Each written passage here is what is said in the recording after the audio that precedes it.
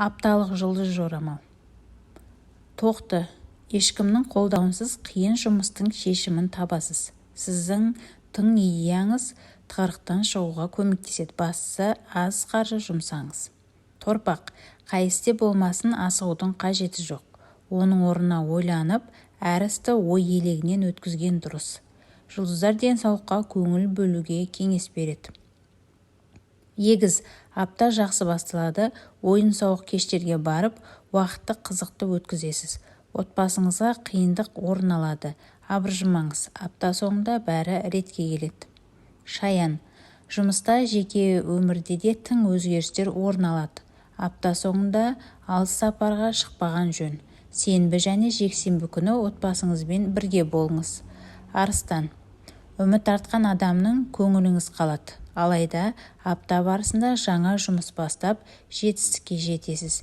Кей қиындықты уақыт еншісіне қалдырған жөн. Бикеш, байқағыштық қасиетіңіз болмаса да, алдыңызда қасқайып күтіп тұрған қиындықты оңай шешесіз.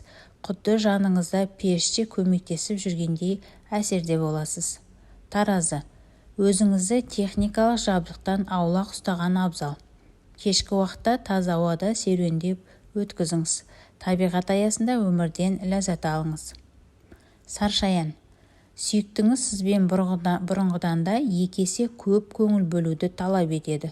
Ұсақ-түйек нәрсеге бола бас қатырмай, ең маңыздысымен айналысыңыз. Сүйген адам мінезіңізге көнген адам екенін ұмытпаңыз.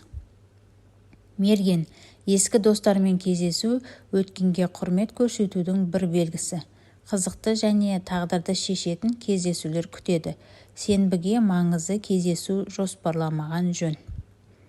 Тауешкі, адамның жаман қасиетіне назар аудармаған жөн.